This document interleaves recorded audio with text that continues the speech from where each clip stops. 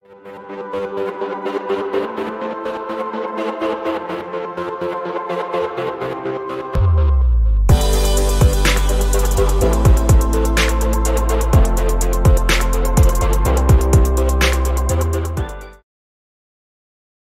everybody, welcome back to the Dawn of Drones podcast. I'm Dawn Zoldi, your host and the CEO of P3 Tech Consulting. We are still in May, which is dedicated to advanced air mobility and vertical flight. And we thank Quantum Systems Inc. for sponsoring this entire month. So great to see everybody out there. Just remember, this is live.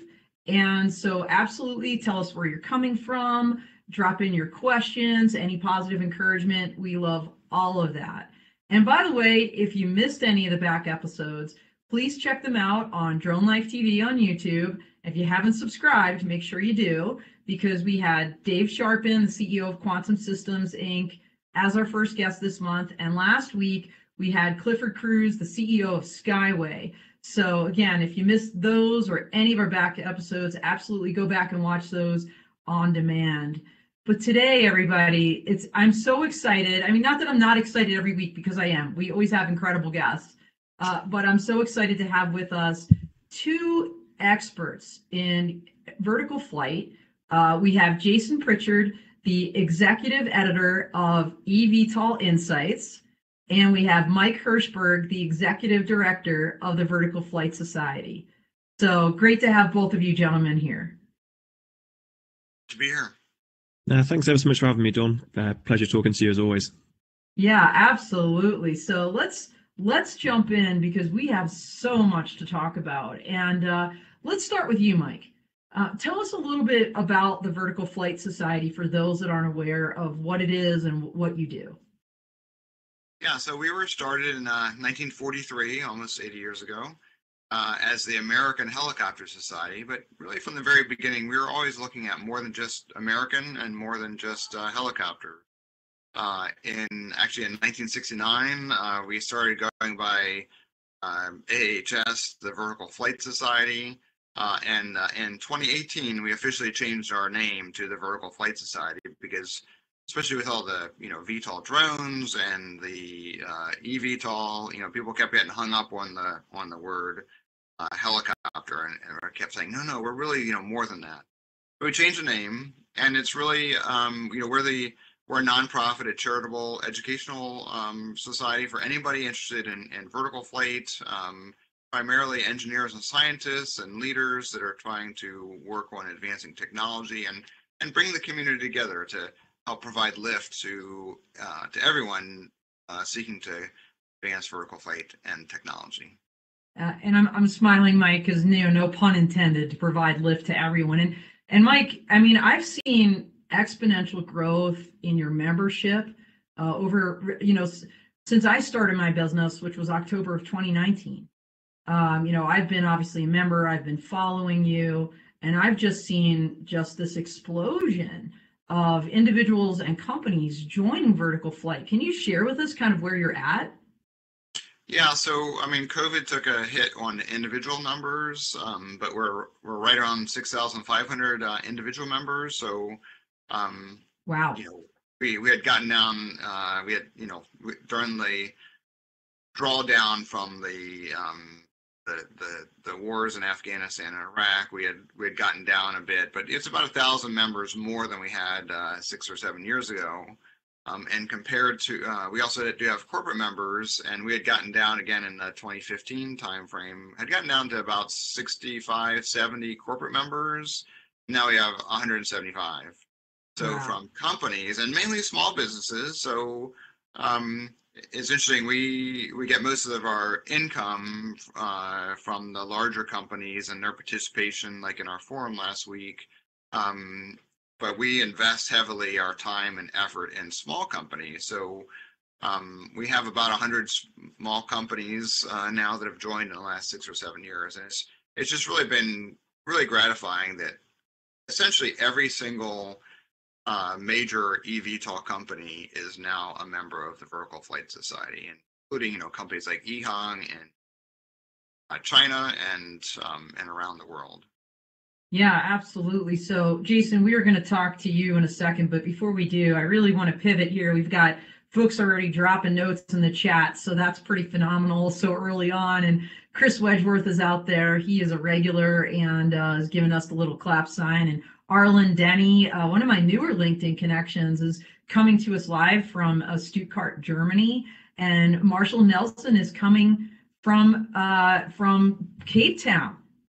Mitchell's Plain, Cape Town. So we've got a global audience, and that's probably a great segue to you, Jason, because Jason is coming to us live from the United Kingdom. So Jason, thank you so much also for being here, and tell us a little bit about eVTOL Insights. Yeah, thanks ever so much, Dawn. So, yeah, hi to everyone joining us for this episode as well.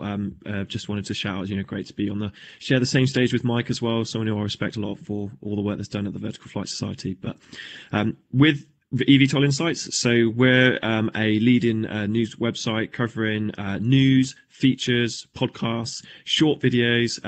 We'll talk a bit more about our first in-person conference in London, which we did as well. But essentially, we set ourselves up in April 2020, sort of kind of at the start of the COVID-19 pandemic. But I'm sure you'll agree as well, Dawn and Mike, that the last year or even the last 2 years, we've just seen such incredible growth from new partnerships being made to companies that are now trading publicly on the stock market as well, to milestones, flight testing. So we really try and cover all of that, and not just in one main place as well. There's a lot of incredible work that's going on in the USA with the likes of Joby, Archer, Wisk, Beta Technologies, for example, but also in Europe with Volocopter, with Lilium, with Vertical Aerospace, but also, as you mentioned as well, Mike, with EHang in the Asia Pacific region. Also, we've got SkyDrive. So there's in Japan, sorry. So there's a lot of really, really excellent work that's being done. And it's been an absolute privilege since being part of eVTOL Insights to report on not just those new partnerships, as I mentioned, but speaking to your good self, Dawn, to Mike, to a whole load of industry professionals about this space as well. And that's covering subjects such as infrastructure, battery development, actual eVTOL aircraft developers that are building the actual aircraft themselves. So it's been a real privilege, as I said, as well. And we know the industry is only going to get more exciting. There's more challenges as well. So we're trying to sort of provide our community with as much information as we can, and really sort of help drive that excitement, but also give something to talk about that we have each week on our Clubhouse as well. So yeah, it's been a bit of a roller coaster, but it's been a brilliant 2 years, and long may that continue. Yeah, so Jason just dropped a whole lot of information there. And speaking of dropping, I hope we can drop his evtolinsights.com website into the chat so everybody has that, as well as the Vertical Flight Society's organization, or eVTOL News. We'll drop that one next. So I have these two folks on, these fine gentlemen on here for a reason, because when you think about the vertical flight industry and what is happening, you want to know where to get the best information. It's from their organizations. And I cannot give a higher endorsement to either Jason or Mike and the incredible things you're doing. We're going to peel those back.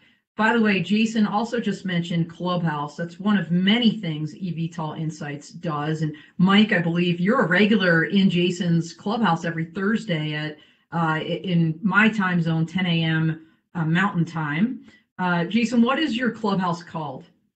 So we all new names welcome as well, but it's a week in the eVTOL, a week of news in the eVTOL market. So what we normally do is we just bring everyone together, and it's just really an opportunity to discuss and really debate the key stories that we've been covering. So it's moderated by myself, as you mentioned, Dawn. We've got Mike, who's brilliant at sort of adding extra insight, extra expertise and analysis on some of the stories that we're talking about as well.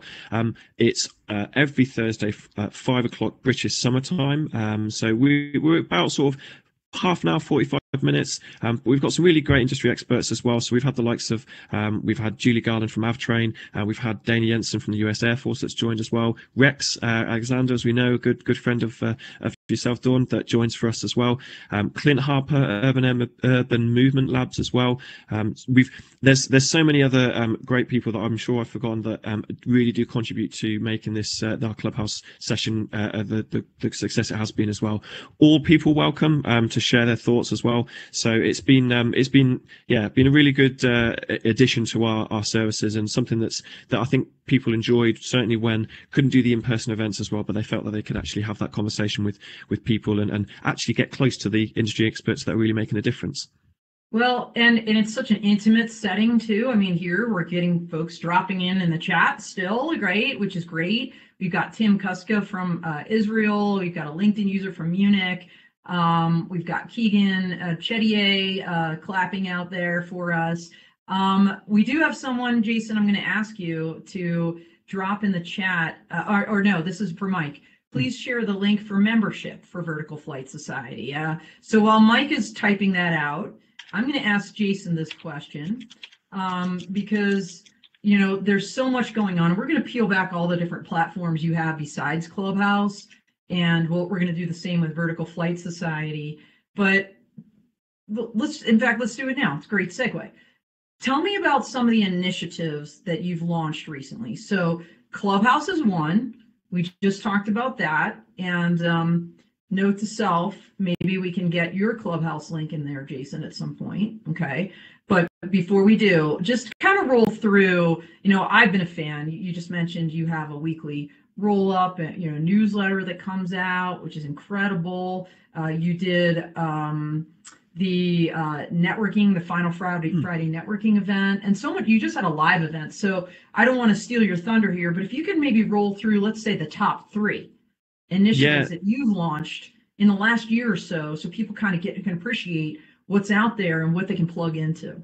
Yeah, no, thanks ever so much, Dawn. So we're really keen to help offer something for all of the community as well. We know that everyone's really busy. So the virtual networking event that you mentioned, that's something that we do on the final Friday of every month. I'm very pleased actually to say that our next event is actually next week. Although slight caveat being it's on a Thursday rather than a Friday, but the concept of it is it's an hour and a half. So Thursday, May the 26th, it's from 4 p.m. till 5:30 British summer time. I'm delighted to say that we'll have 2 special guests that will join us. So we've got 30 minutes of networking, 2 50-minute presentations, then another 30 minutes of networking to finish.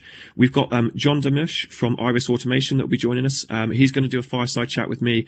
We're just going to talk to us a bit more about the detect and avoid, a bit more about the BVLOS work that Iris is doing, obviously with the Cassia detect and avoid. John, as we know, fountain of knowledge of all things in the aviation sector as well. So I'm sure he'll have some interesting insights about the recent FAA certification stories that I know we'll talk about in a bit more detail. And then we've got another gentleman called Tom Freund from a company called Digisol. So it's a really interesting concept. We had really good feedback as well. It's absolutely free to attend. More information is on our website, www.evtolinsights.com.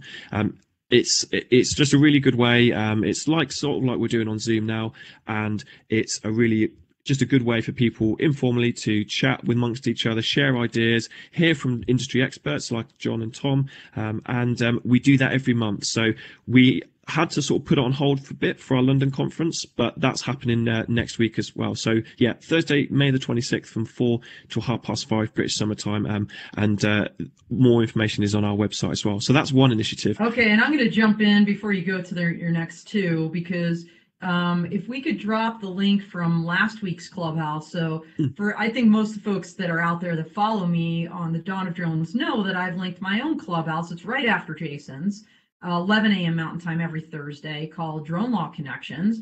Well, Mike wasn't able to make it because he was running his own mega event out there in Houston, Texas, which we're going to get to here in a second. But Jason did a great job explaining a lot of this in greater detail. So check out that replay if you like audio. That's audio only. So just wanted to kind of throw that out there as well, Jason. So you've got your final Friday, which will be Thursday with John Damush. And by the way, Iris is one of my strategic partners. I'm a mega super fan, and they just actually pushed out a blog post that I wrote about their ground-based surveillance solution for beyond visual line of sight. So that's all over LinkedIn for those that haven't seen that. But okay, so that's one. Give me 2 more, Jason. Yeah, so the other ones we're doing as well, the initiatives really. So I guess the next one as well is I can't reveal too much details. I know we talked a little bit about it in our clubhouse last week. Is very pleased to say that following our resounding success of our London conference, I'm very pleased to say we're actually going to be doing a US conference next year. No, not next year. This year in October. You October. said. Yeah, in October. So I'm keeping my cards close to my chest, so can't say too much. But yeah, really keen to sort of come over to the US and sort of give people a bit of a flavour of what we did in London. So give a bit of a background. So we have, I think we had nearly 90 attendees come to our London conference, and we have like 16 slots. So we have 12 keynote presentations and 4 panel discussions, but just similar to what the great work that Mike did with Forum 78 as well. Just another opportunity to bring everyone together, share ideas. People are really keen to talk about this industry. It's only going to get more and more exciting. So we're hopefully going to be revealing a bit more details next week as well. So that's the next initiative we've got. So as well as doing the in-person virtual and networking events, we're also looking to do the in-person ones as well. So doing a bit of best of both worlds as well in that one. And then I guess the third initiative, although it's not quite a sort of a new sort of one we've done, but I know you both have been included as well, and that's the Power Book. And I think that's something I really like to describe as well, because for those who don't know, this is something that we do. Well, we've done twice now, but we really want to recognise the incredible work that's been done by men and women in this sector. So Dawn and Mike sort of very deservedly were included in this Power Book, and this is just recognising the thought leaders, the influencers, and the innovators that are really helping to shape this industry. So very pleased to say that we're doing that. That gets released in January. Again, can't reveal too much details, but we've got some other really exciting work in the pipeline that's similar to that, but on a bit of a smaller scale as well. So the idea with that is we're just really trying to recognise the work that's going on in this industry as well, and being that voice that we can help showcase and celebrate the achievements that's been done in this industry as well. So yeah, fortunately I can't say too much information, but they're the initiatives that we're working on this year, and I will happily sort of share more details as and when they're available. Yeah, so much going on. And for Jason, if you wouldn't mind dropping in the chat the Power Book link, and I'm going to pivot to Mike and ask you the same question about kind of your top 3 initiatives. I know you have a battle rhythm, if you will, with Vertical Flight Society and some of the events that you run annually. So if you can kind of give people an idea, you just finished, as Jason alluded to, Forum 78. Maybe give us a little background on that and kind of where we are. Well, first of all, let me just say, I love working with Jason. He is such an uplifting person. All the things they do is so giving, right? I mean, the Power Book, which was just brilliant, if I can use the British expression. The Final Fridays, it's free to come and network and learn, and it's just really great. And the clubhouse is always enjoyable. So, thank you, Jason, for your contributions, you personally, and eVTOL Insights. .com, and I'll say a couple things. So we started our website, eVTOL.news, in 2017, I guess it was, right around the time of the first Uber Elevate. And there weren't any other news sites, so that's why we called it eVTOL.news, and we try to capture news and things like that. And Jason's website and other news sites are so good now at breaking, daily stories and some of the great work that eVTOL Insights has done now, hiring Stoner as a contributor for really the in-depth articles.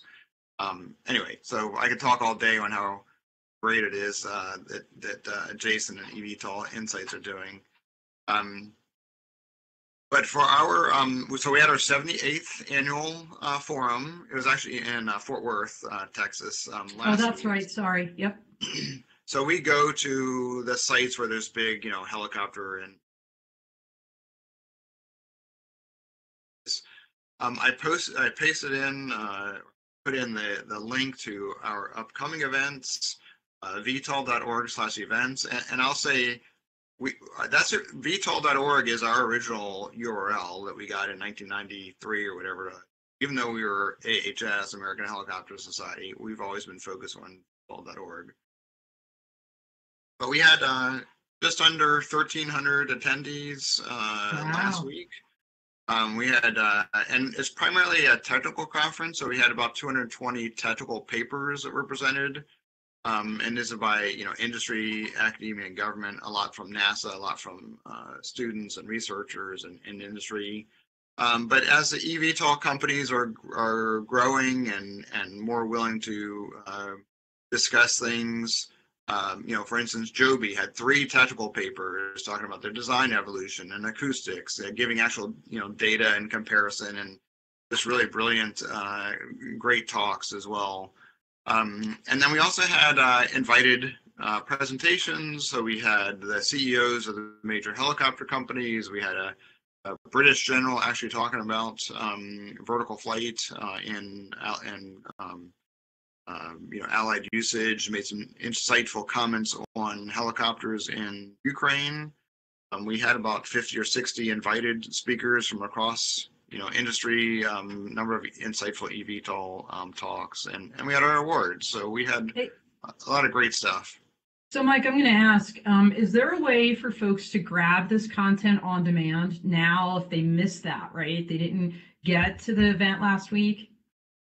So yes and no. Okay. So on our site, we have information, eVTOL.org. We have posted a news.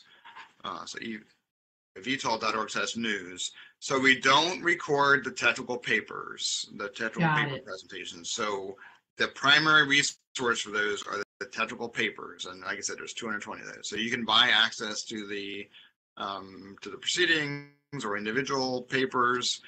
We did record all of the special sessions, all the invited talks, the awards, the CEO presentations, and that's not up yet. But some of that stuff will be put on YouTube. Some of it will be for members only. So if you're not a member, you should join. Yeah. And for individuals, it's not that much. It's $95 US per year, unless you're retired or a student or something. We have military. We have discounted rates. No, that's so, Mike. I'm gonna take the liberty of giving you your number 2 initiative, because it's something you also did at Forum 78. You had Diversiflight Scholars, and you've launched with Danielle McLean a Diversiflight podcast. So, obviously, for those that have followed me, they know that everybody knows this about me, right? Diversity, equity, inclusion, and accessibility is something that is very important to me. And frankly, it's important to the industry. And when I say industry, I'm talking all STEM career fields, but in particular those that have plugins to the small UAS all the way up to the large VTOL aircraft, right? Cargo, flying drones, etc. So tell us about, I love what you're doing in the diversity arena, Mike, because frankly, it's unique. Other than, women and drones, right? Which is so obviously invested in diversity, and with whom you've recently partnered with an educational partnership. You're walking that talk. And so tell us a little bit about some of your diversity initiatives, the scholars, the podcast, if you don't mind. And by the way, our time is flying by. Like, I don't even know how this is possible, but I want to kind of roll through that, your 3rd initiative, and then I do want to talk about this FAA certification, because I'd say it's the hottest news going on right now, and I feel like we owe that to our audience. So if you could roll through those 2, that would be awesome. Yeah, I'll try to make it really short. So really appreciate the help from you, Dawn, and P3 Tech. Mentioned you helped with connecting us with Women in Drones and that partnership. So there's a talent crisis. Every single one of these eVTOL companies needs like 1,000 employees, to get the certification. They're all ramping up. At the same time, there's military rotorcraft programs and commercial rotorcraft programs, and they're trying to hire hundreds of engineers. So there are not enough vertical flight engineers or experts in these different areas to reach the timelines that everybody wants for eVTOL and other things. So we've got to bring more people into vertical flight, and one of the ways to do that is, obviously to be welcoming, to be inclusive, to bring people in. One of the initiatives we have, besides people that are already in the industry, trying to attract people from adjacent industries into vertical flight, is also to reach out to students. So we've had STEM initiatives for many years. We started a Diversified Scholars program, which is basically looking for students at U.S. recognized minority serving institutions and giving them an all expenses paid trip to the forum. And we had 3 scholars, which was great, and we learned a lot from them. We're reaching out to schools that aren't traditionally like the top, Penn State, Georgia Tech, University of Maryland, universities that have these, millions of dollars a year in vertical flight research and development. So it's been really eye-opening, and we're just hoping to make a difference to them and to attract others to the industry. And this is really kind of almost a matter of survival, or maybe a matter of, actually reaching the goals that we have for advanced air mobility. You mentioned also accessibility. So our student design competition this year is basically, how can you make an accessible air taxi, design an air taxi for passengers with reduced mobility or other disabilities or hidden disabilities. How can you make an air taxi that will be, an electric eVTOL? How can you make it so that it's accessible and not just people with normal range of mobility? So, we're trying to touch all these different points, and like I said, be a welcoming environment to bring people to vertical flight and advanced air mobility. And like I said, we've learned a lot. We're trying to help others also learn that. Yeah, so yay and thank you. Mike, you really inspired me, and actually a really great colleague and friend of mine, Tony Drummond from Global Aero Management Group, also has ties to Prestige Air Group, which is a crewed air, charter aircraft company, inspired for my first Law Tech Connect workshop at AUVSI Exponential, the Carosoft Scholars Program, where Carosoft funded 12 students to attend my event, and faculty members. And I had a picture up there, but this is one of those things where I was just talking to a company the other day. Diversity has to be deliberate. Like, there's a lot of great, talented people out there, and you can hire. You have to be deliberate in who you're hiring, in what you're doing, what message you're sending out, what images you're putting on your website. So thank you for what you're doing there. By the way, One Vision Ariel is out there thanking us for the links and has a question. So I'm going to divert for a second, Mike, before we get to your number 3 initiative, to ask you this question, maybe both of you a little bit, because I always talk about the industry, and when I say industry, I'm being very overly broad, right? Like I'm talking about the small UAS all the way up to the very, very large VTOL aircraft that will be passenger carrying, large cargo. This question is, are your efforts, both of you, really more directed at these large VTOL aircraft companies, life-saving platforms, transplants, etc.? What about VTOLs that are at the hobbyist level, so those smaller aircraft? Is there relevant information for those folks in the news and information, and in your case, Mike, right? Actually, both of you, the programs you're putting on, conferences and whatnot. I'll go first and say there are a lot of great organizations, Women in Drones, AUVSI, and others that are focused more on the smaller UAS. And so we don't need to work in that area as hard, as there's no other international organization for vertical flight helicopters and larger aircraft. So we love all types of vertical flight. We have a lot of stuff with micro air vehicles. Actually, that is one point. We do have a student drone, electric drone competition, design, build, vertical flight, where students have to design, and we limited it to, I think, 15 pounds this year.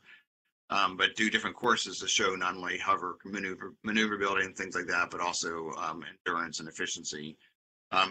So Vertical Flight Society is all the technologies and helping to advance everything, but from I'll say a business aspect and things like that, there are other organizations that are much more focused and do a much better job on that. So we're trying to trying to focus on our strengths and our unique contributions. And I think the same could be said for you, Jason. Would that be accurate? Yeah, absolutely, Dawn, as well. And just to echo what Mike said as well, is there's other organisations that do a fantastic job in sort of working on sort of the VTOL from the hobbyist levels. From eVTOL Insights point of view, we're very much focused on the eVTOL aircraft and urban air mobility markets, and that's the passenger carrying services, but also the cargo carrying services as well, and the logistics side. Because while we all want to envision a day when we can take an eVTOL aircraft from one part of a city to another, there's also a lot of other different use cases, that we report about as well. So I know a company in Switzerland, D4 Aerospace, they're working on Aero 3, which is more for transporting, using the aircraft that's got more advantages than helicopters to transport patients over Alps or, really hard to reach terrain as well, to the likes, as I said, like the Jobies, the Archers, the Wisk, the Vertical Aerospace that are building the eVTOL aircraft to do that zero emissions travel sort of from point A to point B. So yeah, long story short, in an answer, yeah, we're very much focused on the eVTOL aircraft and the more passenger carrying, logistics and cargo carrying as such. But there are, as Mike said, a lot of really other good organizations that focus on that area than us. There are, and I know you both in some respects collaborate with them, because Mike, I know, I don't want to steal your thunder if this is your third thing, and I don't think it is. You just recently held like a several hour kind of co-located event, if you will, at AUVSI Exponential on vertical flight. So there are absolutely ways that Mike and his team are partnering with these other groups, but I would agree, I didn't want to speak for either one of you, that you're more focused on kind of those larger aircraft, the vertical flight, the cargo, the passenger planes. So Mike, let's get to number 3 of your initiatives, and then I really want to pivot hard right and talk about this FAA news within the last week as being one of the top stories that's out there, because I think it's got some people spooked about what the future is for this industry, this being the larger aircraft. So let's get to your number 3 and then we'll go there. Yeah, so hydrogen is the other big thing. So we held what apparently was the first conference in North America on hydrogen electric aircraft, or hydrogen for aviation. And it was a little bit bizarre because we're the Vertical Flight Society. We're kind of focused on more of a niche compared to, the big aviation world. But for us, hydrogen is a game changer. I mean, the airliners, others are looking at it as a sustainability improvement. If you burn hydrogen for engines, it's not 100% zero emissions. Hydrogen fuel cells can be. Batteries, I've said for many years, batteries suck. They just don't have the energy density that gasoline, other fossil fuels have. It's like 5%, 1/20th amount of energy as a equivalent weight of jet fuel, and hydrogen is kind of 4 times as much as jet fuel has. Now it's a lot of claptrap. It's the hydrogen fuel cells, a lot of volume, stuff like that. There are a lot of challenges with hydrogen. People talk about it. Oh yeah, we're just going to make it hydrogen. It's hard. It's not clear that hydrogen will earn its way onto eVTOL aircraft. So we're looking at those challenges, and if we can solve all the challenges, it will revolutionize the current vision for eVTOL. So we brought this community together. We had the first workshop, I said, in March in Long Beach, and we had Airbus, we had big aviation, we had trucks, truck people, car people. People have been driving hydrogen fuel cell cars for 5 or 10 years. So there's a lot of maturity in the automotive industry, and we're really looking at it as something that's really game changing for aviation. I love that, Mike. And you mentioned hydrogen. There was actually at least one that I saw hydrogen as a service company at AUVSI Exponential, and I went right over to them like, okay, this is interesting. Let's talk. And I'm hoping at some point to actually get these guys like on the podcast, because I agree. I think this is super important. But you just said a word. This is a perfect segue to what I really want to talk about, which is some of the challenges that we're seeing for this industry. And let's just go there. Let's talk about this, I think you call it turd in the punch bowl, that was thrown last week, on the concept of certification for these aircraft. So Mike, I'm going to go to you first, and then Jason, I'm going to you. So Mike, give us the context, and then I'm going to have Jason give kind of his perspective. It sounded like there you said certification, but I think you actually said certification. But I heard no pun intended. Yeah. So we've seen this go back as far as 2011. So 11 years ago, the FAA said, "Hey, we need to rewrite Part 23 to take advantage of these new technologies." There's 2011, people were starting to fly electric aircraft.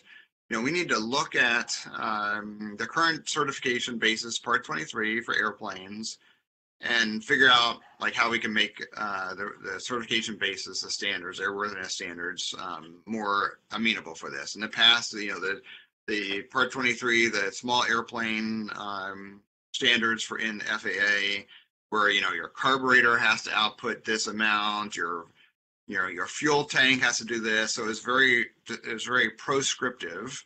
And so they said, we're going to make performance-based specs. Your fuel has to be safe. Your motor has to be safe. Things like that. And then you'd have to like basically get a means of compliance, basically, right? Yeah. You have to show how you're going to.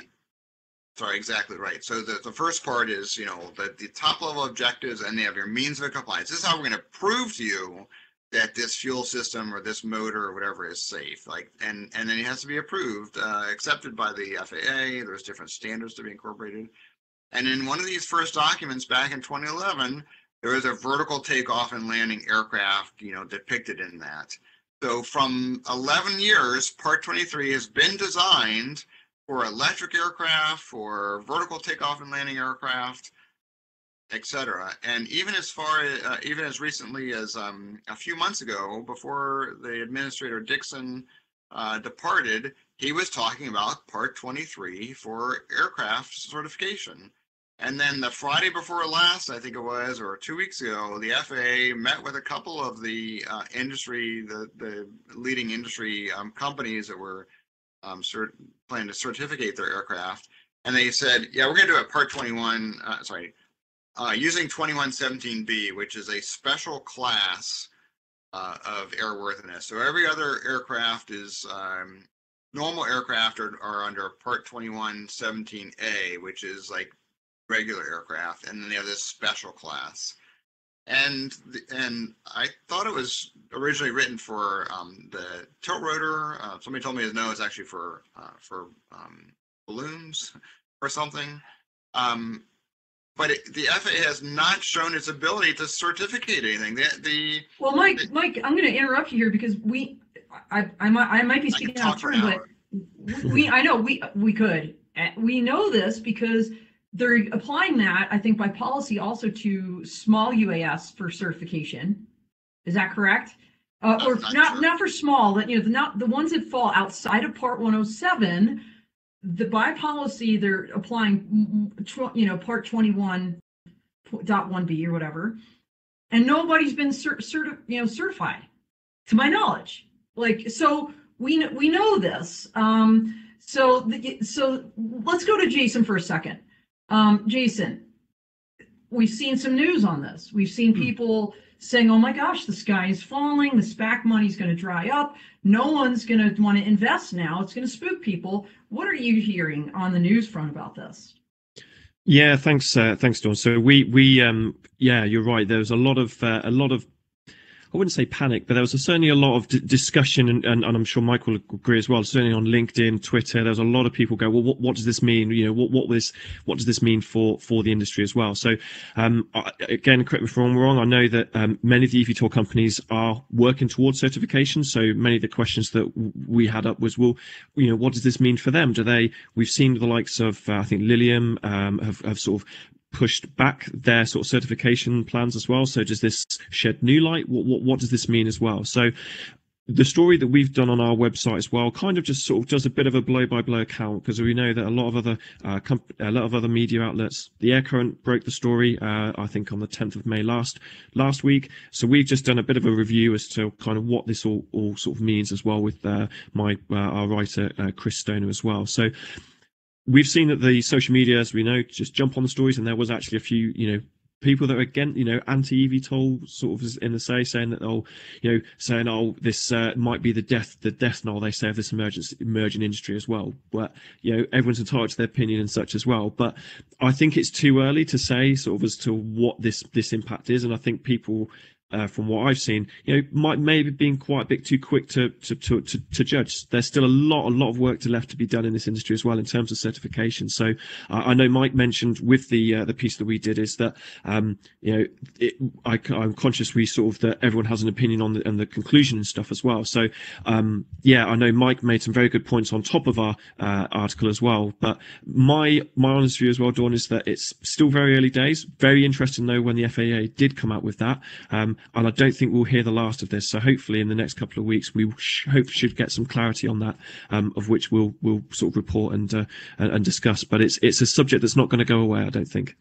So speaking of that, Jason, if you could take a second, drop that in the chat.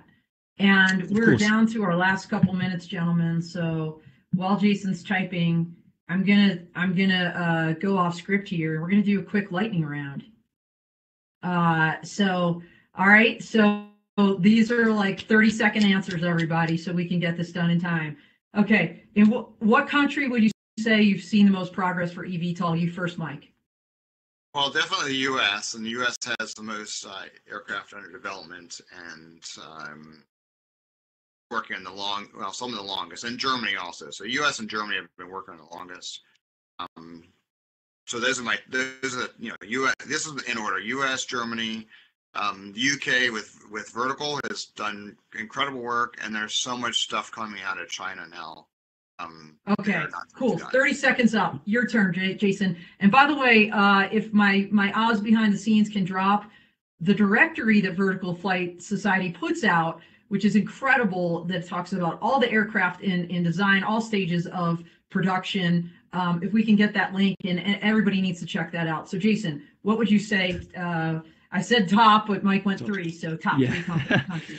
Yeah, I definitely agree with Mike on the US and Germany in terms of the work they've done. Airbus has done a urban mobility initiative in the last couple of weeks that we've done. I'd like to give mention to the Asia Pacific region. There's a lot of work done in there with China, with EHang, with Japan, SkyDrive, Korea. We've seen Joby work with loads of companies in there as well. We've broken exclusive with EHang going into Thailand. Australia worth mentioning as well, with Skyports doing the infrastructure as well. So I think, and Volocopter, in Singapore. So USA, Germany, definitely Europe, UK, lots of really key markets. But I do think Asia Pacific is a real key market that will be a lot of interest there. I agree. So all right, real quick.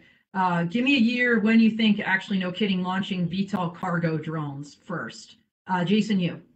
Oh, yeah, good question. Well, we've seen literally a one-word answer. Give me a year. Okay.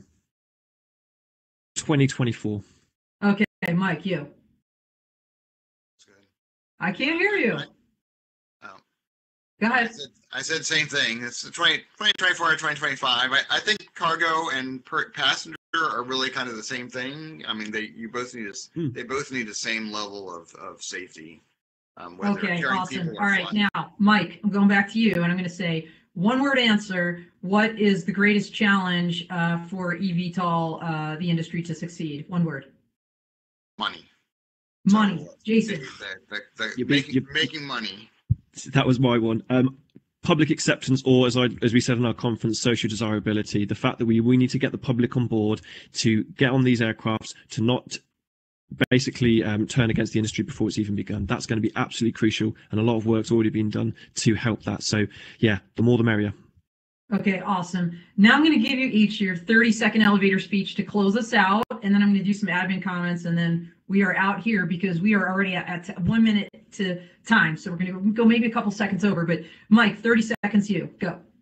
Yeah, I'll just say the FAA needs to get its act together and not blindside industry and come out with these dumb decisions without proper consultation. And it's currently the acting administrator that is responsible for this. And I don't know if we get an actual administrator, if he or she can set things right. All right, so I'll have to do my disclaimer. I'm like, I'm friends with the FAA, but no, you're entitled to your opinion, and I think you represent a lot of people in industry. How they're feeling right now, very frustrated. So, Jason, 30 seconds, over to you. Yeah, no worries. Thank you ever so much, Dawn, and really appreciate the conversation we've had. We're in a really exciting time for the industry at the moment. There's a lot of investment coming in. There's a lot of development. Still a lot of work to do, as I said at the start, but what a time to be working in this industry as well, to see all the partnerships taking place. The fact that there's going to be, we could be seeing the first eVTOL aircraft flights within the next couple of years is something that's really exciting as well. So we're proud to be playing a part in that. Couldn't do it without the great work of yourself, Dawn, Mike, and loads of other people that I can't possibly mention in the 30 seconds or however many time I've got left as well. So we're continuing to do our part. eVTOLinsights.com is our website where you can check us out for all the news, podcasts, videos, and conferences as well. So Dawn, thank you ever so much as always for giving me an opportunity to talk about this wonderful market. Well, thank you both. We have to find a way to talk longer and more because you guys are a hoot. I mean, this is such great information. And this is such a dynamic area of the industry, of regulation, of public acceptance, as Jason mentioned. So thank you both so much for taking the time and giving us some of your insights into what you're seeing in this industry. Speaking of which, don't forget, everybody, tomorrow on our Clubhouse Drone Law Connections, 11 a.m. Mountain, we've got two really incredible folks also coming along. We've got Ray